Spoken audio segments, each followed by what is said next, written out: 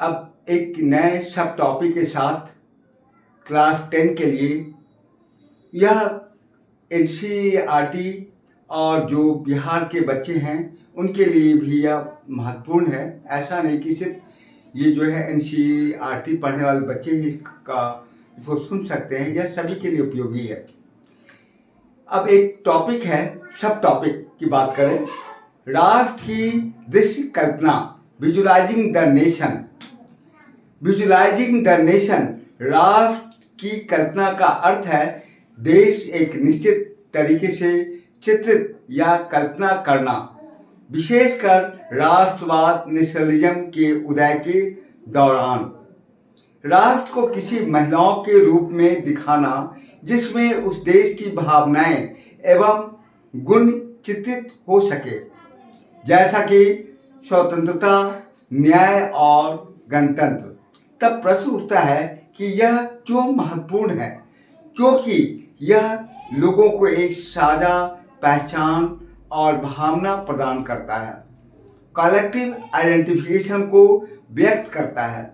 यह राष्ट्र के लिए एक शक्तिशाली प्रतीक है एवं लोगों में एक भावना, एकता और मूल्यों को जोड़ता है। It means it is a powerful symbol for the nation, expressing its spirit's visual feeling that unite the nation and brings them together।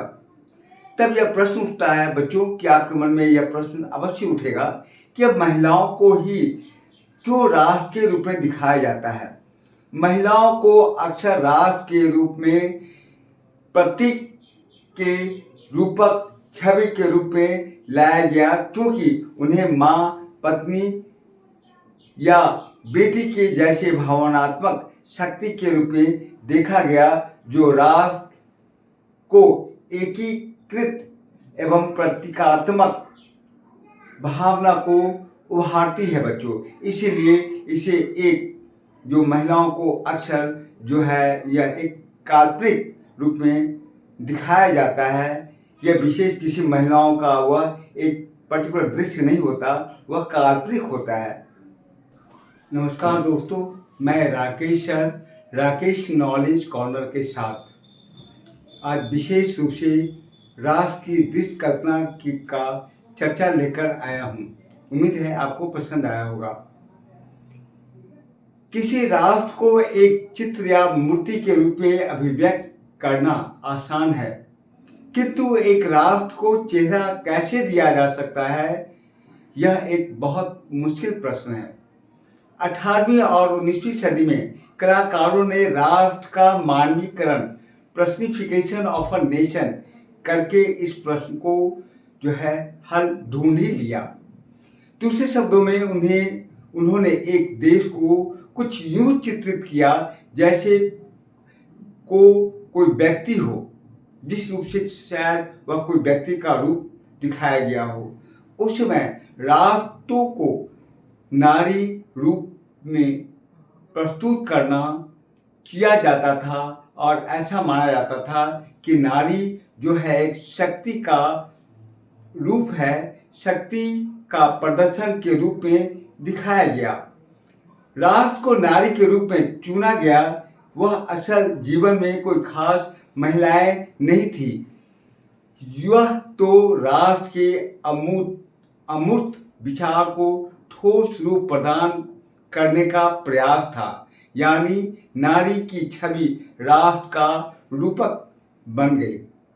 अब आप फ्रांसीसी क्रांति के दौरान आपने देखा फ्रेडरिक सोरियो ने अपनी पेंटिंग में नारी को, लिबर्टी ऑफ स्टैचू को, गणतंत्र जैसे विचारों को व्यक्त किया। इन आदर्शों को विशेष वस्तुओं या प्रतीकों से व्यक्त किया गया, जैसा कि आपको याद होगा स्वतंत्रता का प्रतीक लाल टोपी या टूटी जंजीर है और इंसाफ को आमतौर पर एक ऐसी महिलाओं के प्रतीकात्मक रूप से व्यक्त किया जाता है जिसकी आंखों पे पट्टी बंधी हुई है और वह तराजू लिए हुए हाथ में खड़ी है। इसी प्रकार के नारी रूपकों का आविष्कार कलाकारों ने 19वीं सदी में किया। फ्रांस में उसे लोकप्रिय ईसाई नामक मारियान नाम दिया गया, जिसमें जन राष्ट्र के विचार को रेखांकित किया। उसके चिन्ह भी स्वतंत्रता और रिपब्लिक गणतंत्र के थे, जैसे कि लाल टोपी, तिरंगा और कलगी। मारियान की प्रतिमाएं सार्वजनिक चौकों पर लगाई गई ताकि जनता को एकता के राष्ट्रीय प्रतीक की याद आती रहे और लोगों में उसमें रिवॉल्यूशन की याद को ताज़ा किया जा सके। मारियान की छवि सिक्कों और डाक टिकटों पर अंकित की गई। इसी प्रकार अपनी जर्मनिया जर्मन राष्ट्र का प्रतीक बन गई। जर्मनिया आक की पत्तियों का मुकुट के रूप में पहनी हुई दिखाई गई हैं। जर्मन आक वीरता, हीरोइज्म की पहचान के रूप में प्रदर्शित करती हैं।